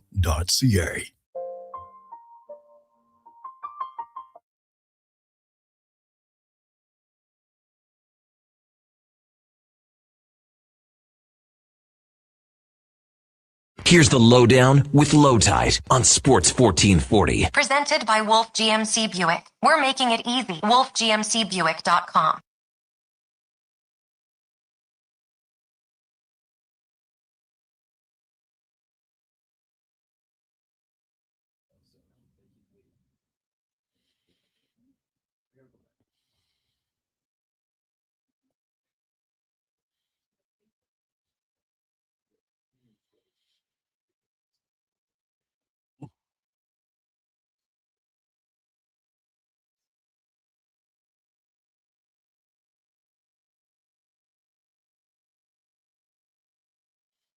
This is the Lowdown on Sports 1440. Talking Edmonton Oilers. We've got a lot of time. When do they play again? The 25th of Feb? Something like that? 26th? I know it's a ways. It's in the 20s. We're going to go through Valentine's Day and my son's birthday and probably do some spring cleaning. Yeah, it is 25th. Yeah. Thank you to Big Mike over here. Seems to have it going on there. By the way, when you weren't here, when Donovan was there, it was quiet. Everybody got their work done. It was courteous. I can't imagine that's true. Please and thank you was heard. There wasn't a, you're an idiot. Why don't you retire? I was all gone, you know? Not for a second do I buy into that fact at all. Seeing as how I've been working next to Donovan for the last 4 days, and I've worked with him every Tuesday for the last 10 months. By the way, crazy. I've been here for 10 months. I know. Believe me, we're like, we all had shorter in the pool. None of us won. So silly goobers. Goobers, great word. Hey, Goob. And Torres from Calgary says, Nuge isn't producing. He's a problem. He's 220th in equal strength points. Unacceptable playing with who he is, equivalent to a third liner. Well, I prefer to look at it like this. From November 25th to, let's see here, the end of December, Nugent Hopkins with McDavid and Draisaitl on the ice together.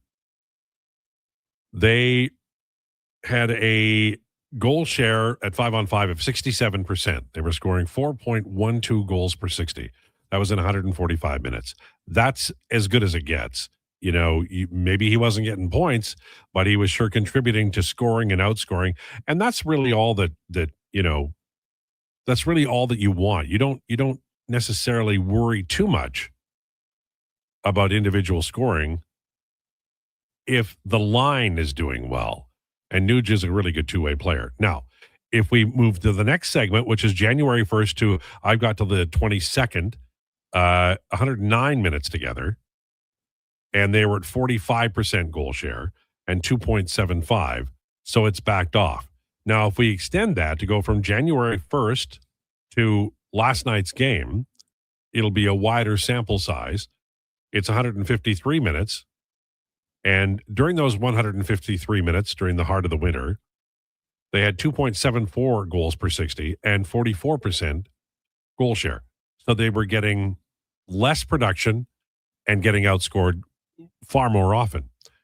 And I mentioned this in the Athletic article that's up now, and also live here on Sports 1440 and YouTube, that I thought after the break, Chris Knobloch would be adjusting that line. As it turns out, he used Nuge on a third line at center last night.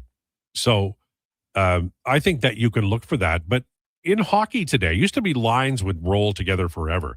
But in hockey today, if it's not going well, it's freshened. And sometimes it's freshened too often, honestly. One of the criticisms of this coaching staff is, I think, that they do things for reasons that are not obvious. Like they scratched Curtis Lazar in the Toronto game, and then they scratched Trent Frederick last night. And those two are playing well together. And sometimes I think that coaches can get too cute by half. I'll get the words out. Don't worry. They are there. They're in the Rolodex. They're just coming out in a very weird way today. So I'm not sure why they aren't seeing the numbers. They look at far more sophisticated numbers than we have. Like, they just do. The Edmonton Oilers have really, really good analytics. I guarantee that. I haven't spoken to Michael Parcati since he got the job, but that guy is as smart as you and the three people sitting next to you put together. And I'm pretty confident of that. But Frederick Lazar together,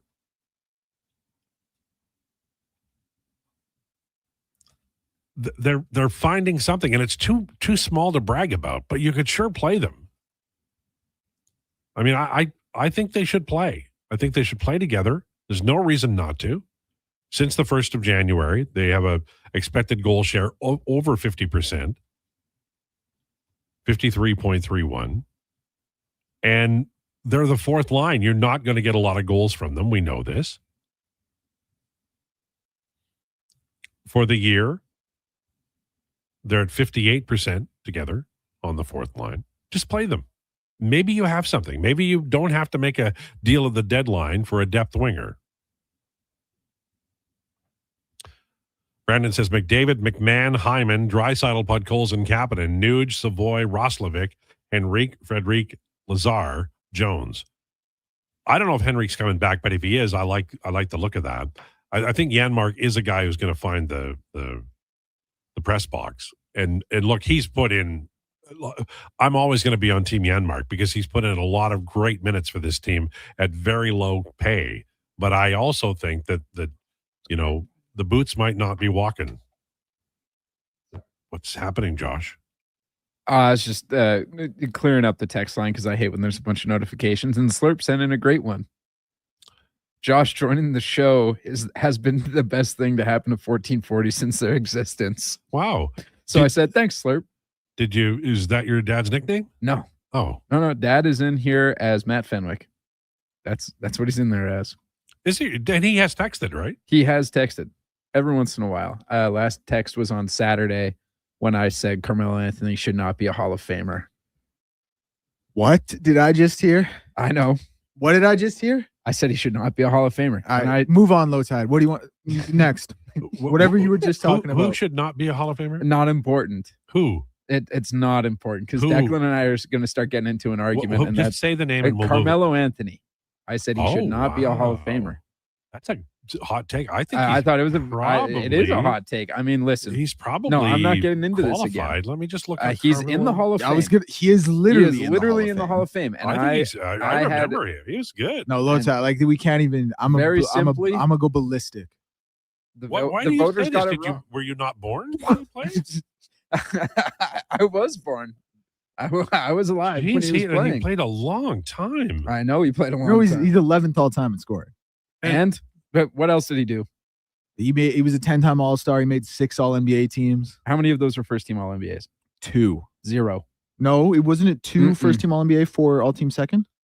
Was it 2 second, 4 third? Is that how it was divvied up? He's a Hall. Like it's not. He's listen. So I get it. clearly. He's really good at shooting the pill. His career value is off the charts. He never won. He never won anything. The best year of his career was in Denver. You don't win with Denver. His best year in 08 was 08-09 when he went to the Western Conference Finals. Yeah, and they lost to the Lakers. Point guard that was year. Chauncey Billups. Outside of that, he was never a performer. He goes to New York for 7 years. He gets out of the first round once. But they were terrible. Because he needed the ball to be good. James Harden needs the ball to be good, but at least Josh, facilitates. I'm gonna settle it right now because it is not the NBA Hall of Fame. It is the basketball Hall of Fame. 3 gold medals. Yeah. As a contributor, a college national championship as a freshman. Congratulations. He is. I'm just saying, off the merits of what he did in the NBA, Hall of really good at shooting the rock. Like, what's stopping him? No, at shooting the rock. Like, he might be Hall of really good at everything else. At shooting the rock, he's Hall of Fame. I don't know. He won 3 gold medals, you just said, and a national championship as a rookie. He played 19 years, and he played. He was a got 10-time cut from the All-Star. Thunder. Lot. Well, that's because he couldn't adapt his game. It's not like he couldn't play anymore. Exactly. He couldn't adapt. Give me a great team that he played for and didn't win for. He played for the Lakers 1 year. Yeah, he was always on bad teams. But listen to Josh's point. A lot of that was because he's not a winning player. Yeah, but Josh, he was taking 25 shots. Like, do you want Raymond Feld? Did you want Raymond Feld on those Knicks teams shooting the ball? Michael Did Porter you want Jr. J.R. spent Smith the next on those 9 Nuggets years teams with shooting the the ball? Nets? This is your future. This is like if Michael Porter Jr. spent the next 9 years with the Nets, became their all-time leading scorer, and went to 15th all-time in NBA scoring. They were at least making the playoffs in New York. Now, they weren't having playoff success. Like, Brooklyn might not win 20 games. They probably will, but you know what I'm saying. Like, that's a little bit different. And Melo's numbers were substantially better. He averaged 28.9 points one season. Yeah, most of his career. And that's the year he took away 1 vote from LeBron James as unanimous MVP. So he could not be unanimous MVP. Are you sure he didn't make first-team All-NBA in 2013? Not once. I looked. Because we had this argument on Saturday for like 10 minutes. So, yeah. What does Paul Sir say? Paul Sir and I were not the ones that had this argument. It was me and Manib and Connor Halley. Well, where's Paul Sir on this? Paul Sir didn't really give a straight answer. Our champion of the week, he was in here and he was like, hey, you know what? You kind of have a point. I was like, thanks, man. I appreciate that. And then I proceeded to walk behind the desk here and started producing. And I think he was sort of shell-shocked that I was producing the basketball show. But after saying Carmelo Anthony should not be in the Hall of Fame. The argument for winning, okay, there's so many good players who haven't won. Now, there are players who didn't win who reached higher heights than Carmelo Anthony. Honestly, the main argument is not that Carmelo Anthony shouldn't be in the Hall of Fame. It's that it's too easy to get in the Basketball Hall of Fame. And I think Melo is the #1 example of that. He is Bro, he was a 10-time All-Star. He was 6-time All-NBA. He led the league in scoring. He has 3 gold medals. Okay. LeBron also only led the league in scoring one time. Yeah, but LeBron James Karl has Malone, 4 rings, Karl 4 Malone MVPs. never led the league in scoring. He has 2 MVP awards. I'll tell you. So like, are we moving goalposts or are we talking about leading the league in scoring? Because Reggie Miller's in is like a 5-time All-Star. Melo doubled that. Tim Hardaway's in as a 6-time All-Star. He had the most 3-pointers. Chris Webber's in as a 6-time All-Star. Chris Webber should not be in the Hall of Fame either. He's the Melo is borderline. better than Chris Webber.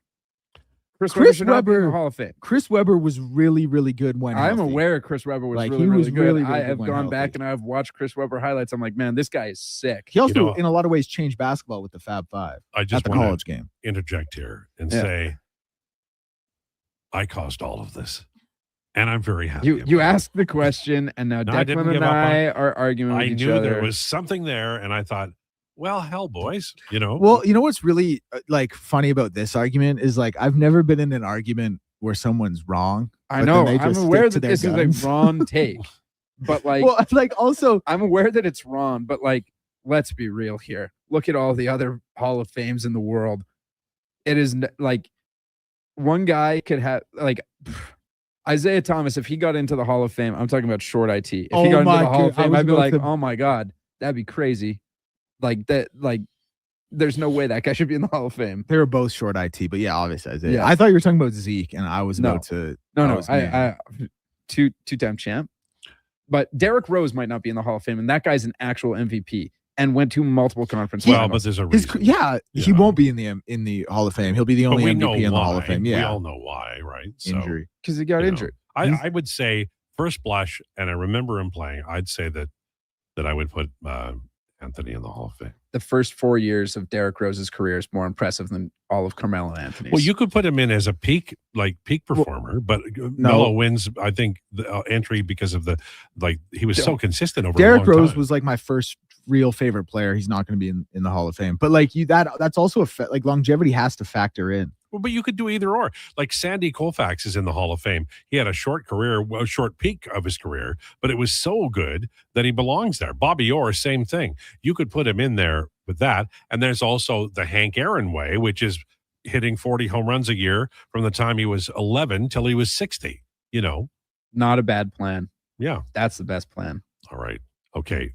Can we move on there? Yeah, you can move on. You could have moved on at any point. No, but You should have. I just wanted to hear the My head rage. hurts. Listen, we talked Oilers nonstop. You guys didn't get a chance to vent, and I didn't want you to go punch a wall after the show. Now you've got a little bit of that energy taken care of. I just stopped myself from making a terrible ill-timed joke, and I'm not saying it. Well, you have to now. No, I won't. I'll say it to you in the break, but that's No, but then the listener will not no, get in. no. Does it involve a profanity? No. Does it involve insulting somebody? No. Well, who is it insulting? I'm not going to tell you that because that just brings out the crux of the joke. Well, if it's me, then it's just not do you. it. It's not you. Oh, you're insulting Declan. No, it's not anybody in this room or works at this station. Well, but now you're leaving it open. Is it like They were in the news recently? I'll tell you what. Is it political? Jeffrey Epstein? No. Something about there we go. Big Mike's got it. Big Mike got the How name. come Big Mike gets everything and we don't get anything? Well, because I don't know. She's smarter than you. That's probably it. Lowdown with Lowetide on Sports 1440 and YouTube.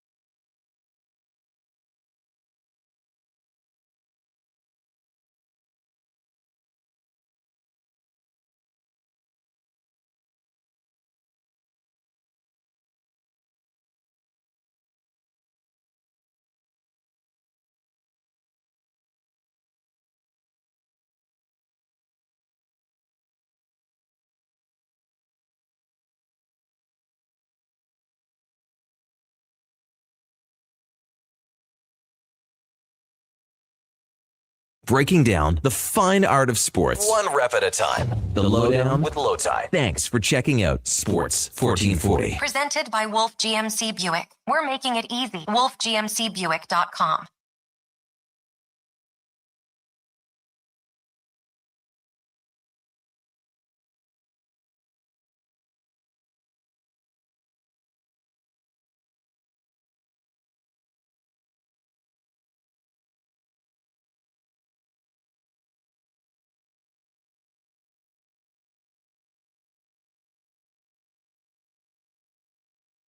$14.40 for Wolf GMC Buick. How you doing?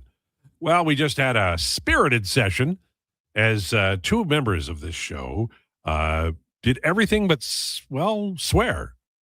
And we're not actually sure some of the words aren't swear words in other countries, but we didn't pick them up in time.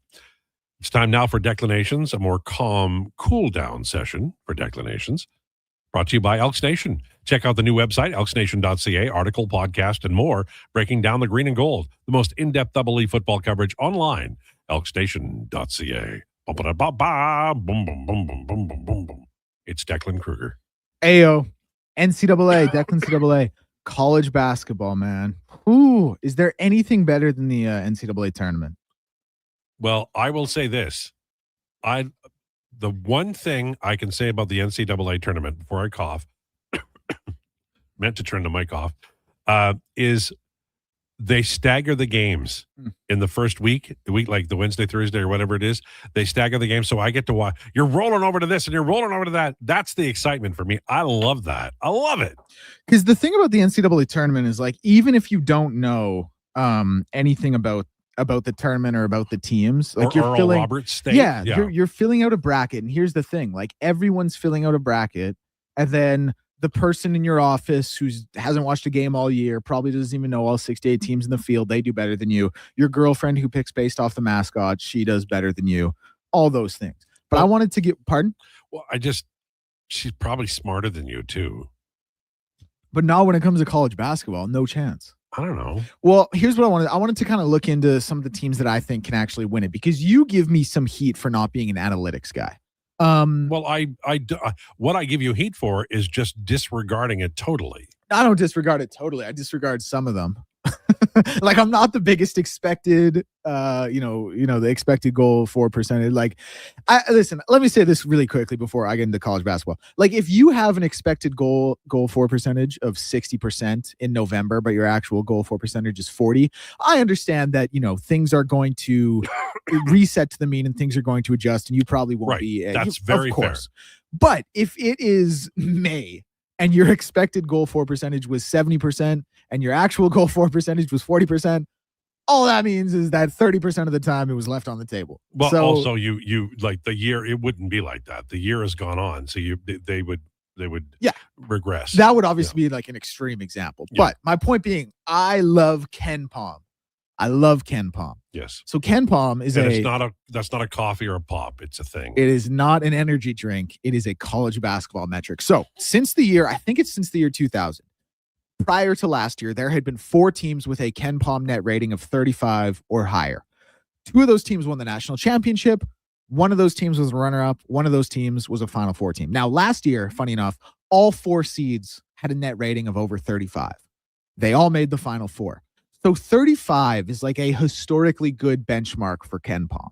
There are 3 teams, because this is what I'm leading up to. I want to tell you guys who I think can actually win the NCAA tournament as we get to it in about a month and a half. Is it Gonzaga? So Gonzaga, funny you bring them up. They just lost to Portland last night. Oh, where? Portland had 10 wins on the season, and Gonzaga was 22.5-point favorites. Gonzaga, they lost to Michigan by 40, and Michigan scored 100 points against them. But it's funny, you bring up Michigan, kind of unintentionally there, because of the 3 teams with a net rating of 35 or higher this year, we have Duke at 35.6, we have Michigan at 35.9, and we have Arizona at 36.2. These are the 3 teams I really think right now. It's really lame because these are the top 2. I think I got to check the rankings. I believe, yeah, okay, UConn's officially 3rd, Duke is number 4. But I think those 3 teams, Duke, Michigan, and Arizona, those are the 3 teams that can truly win the NCAA tournament this year. Arizona is second in defensive rating and fourth in offensive rating. Michigan, the number one defensive team. They have a defensive rating of under 90. And Duke, third-ranked defensive team and a fifth-ranked offensive rating as well. I think those are the three teams you probably want to hitch your wagon to. And people are going to look at this and hear me say this and look at Arizona as being an undefeated 22-0 team. I think in about a week, that record's going to look a little bit worse. We're going to be talking about like 26-4, 25-4, something like that, because they got to play Kansas twice. They got to play BYU. They got to play Houston. They got to play Iowa State, and they got to play Texas Tech, who are all top 15 teams. So their schedule is going to get a heck of a lot harder. And I think people are going to see some losses kind of trickle in there, just because of their schedule, and think Arizona is not a good team. But it's just, I think the Big 12 is the best basketball conference in the country right now. So the record's going to get a little bit worse, but they're still a very good team. Like I said, top 5 offensive and defensive. The only other team to do that is Duke, who sits 2 spots below them in Ken Pom. They beat UConn earlier in the season. Like I said, they haven't had a gauntlet of schedules, but they're going to be a really, really tough out. I love it. I do. What's the because they got play-ins now, right? Yeah, they do. So what's the most obscure school with a real chance? Okay, great. So I was thinking about this. You're talking about like a mid-major who can make a run. Yeah, no, that's right. Like, I'm not So- talking about winning it, but get to the second weekend. I think a lot of people are really high on Miami of Ohio. They're 23-0 right now. They play in the MAC. Like, they're a really cool story. There are only 2 undefeated teams left. One is Arizona, one is Miami of Ohio. The problem with Miami of Ohio is they're 89th in Ken Pom. I thought you were going to say they're from Ohio. No, they're 89th in Ken Pom. They don't even lead their conference in Ken Pom. Akron, who they beat, is 52nd, but they're 89th. The other thing, there are 365 teams in college basketball. Miami of Ohio is the 8th luckiest team by this match. So like they've gotten some And lucky is things bad, right? going their way. Yeah. Well, they're like, I give Miami a lot of credit. They can really shoot the ball. They have 6 players averaging over 10 points a game. The worst of those 6 players shoots the ball 39.2% from 3, which is really high. Like they're right above, or excuse me, it's changed now. It's 37. That's Woodfolk. They shoot the ball really well. They're a fun team because it's just a bunch of white dudes running around. Like their leading scorer is this guy Brant Byers, who has a mullet. It's just them and Eon Elmer, who comes in sometimes, and he shoots the ball really well.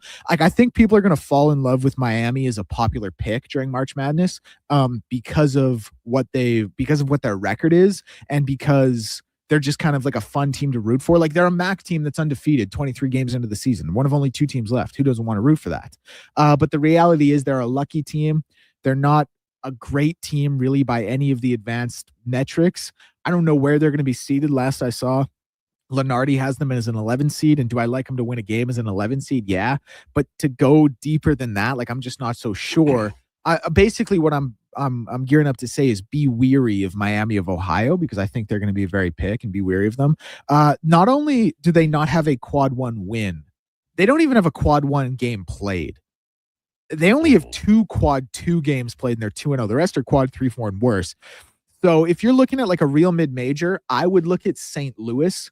St. Louis is actually 2-0 in quad 1. I think they have a quad 2 loss. They have 1 loss so far on the season. They're led by Robbie Avila, who people might know from either last year or a couple years ago. He was the real nerdy, goofy-looking guy. I love it. My favorite player. From Indiana State. He wears the goggles. He's a little bit chunkier. He kind of has some like acne. But he's leading them, and they're playing great ball. They play as a team. I want to get there. Very specific. I want to get there. I just want to get their Ken Pom rating here, because it's their net ranking is good. It's like top. I think it's like close to top 20. I hate that I'm having to talk my way through this. It's okay. You're looking something up. They're 24th in Ken Pom. They're 25th in offensive rating, and they're 23rd in tempo. Like they're a team. And here's the other thing. I talked about that luck rating. They're 95th. So it's not like that's still good for college basketball, but it's not like it's Miami of Ohio where they're getting the benefit of a lot of bounces. And as far as their net ranking overall goes, they are they're 15th. So like that is a team to really look out for, I would say. Who was the player a year ago who caught everybody's imagination? Maybe it was 2 years ago. I cannot remember the name. But he had kind of weird looking goggles too. I think you're thinking of Robbie Avila, who's on the white guy who was kind of weird looking. Yeah, that's right. That's him, man. And he's on St. Louis right now. He's leading them in scoring. It's only 13 points a game, but they play really well as a team. Like I said, good offensive team, spreads the ball around. They're a top 20 team right now in the AP poll. They're a team to watch out for. St. Louis. And that's it. Okay. Did we get all of that adrenaline out of our system with the wild Carmelo Anthony discussion? I mean, it's a little out of date in that Carmelo's already in the Hall of Fame. And I'm aware. I think I got it out of my system. All right. Until the next time something bubbles up that annoys me about the NBA. Brandon will ask me questions about the NBA, especially like if we have Paul Sir or something coming on. I remember trying to explain to Big Mike over here and the Duke of Delburn at the same time of like, oh, well, yes, De'Aaron Fox can be traded, but it has to be after February 3rd because that's when the trade restriction from his contract extension is void. It doesn't matter anymore. Still mad at you. And they're like, how does that work? I'm like, oh, well, you see, he signs this deal, and then whichever's later is the day that he's not allowed to be. Oh yeah, February 3rd. Okay, he can't be traded until that day because you extended this guy. So theoretically, you want him on your team for that long. Sure. Yeah. Right. And then they're like, well, how does sign and trades work? I was like, I don't know. Like sometimes I just look at things the NBA does and I go, isn't that illegal? Like, can't you not do that? But then I don't know. Yeah. But I think most fans are like, I mean, Dr. J's in. Dr. J's Charles in. Barkley's in. Iverson's in. Mm-hmm. Moses is in. Those are the ones I really care about.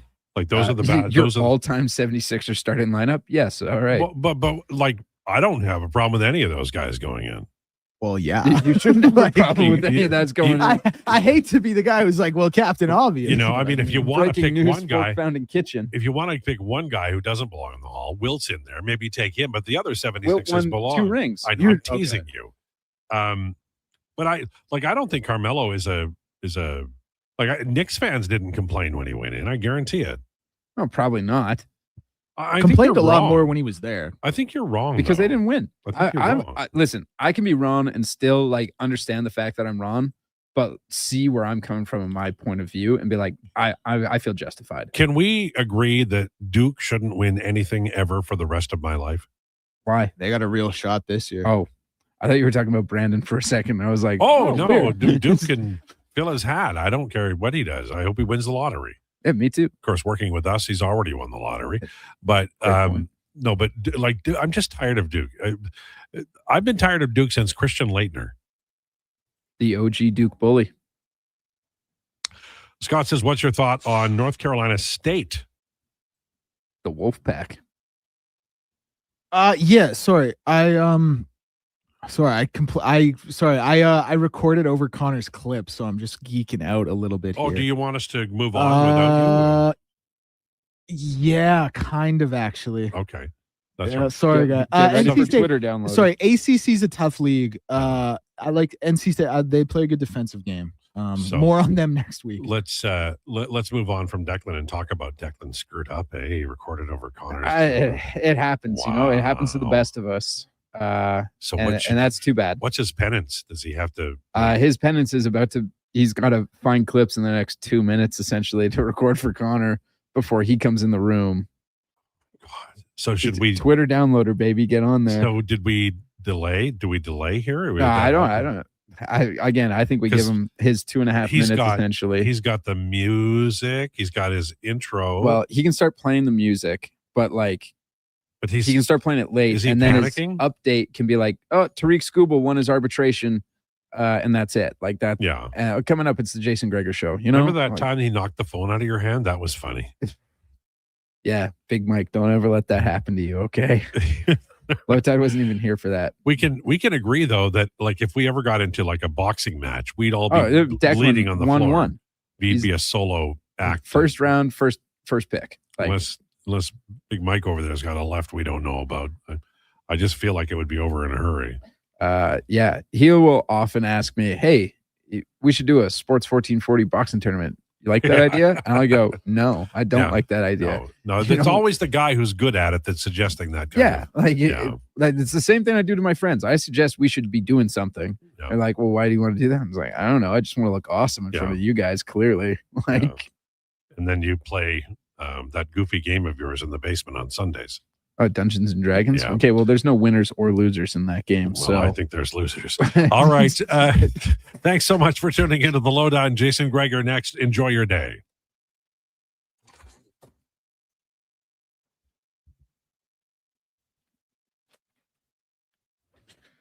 Brought to you by Custom Floors Inc. Floors done right, homes or businesses. Visit the new showroom, 115-77 149th Street. Open 6 days a week, Saturday hours from 10 to 2. Or visit customfloorsinc.ca and bring your next flooring project to life.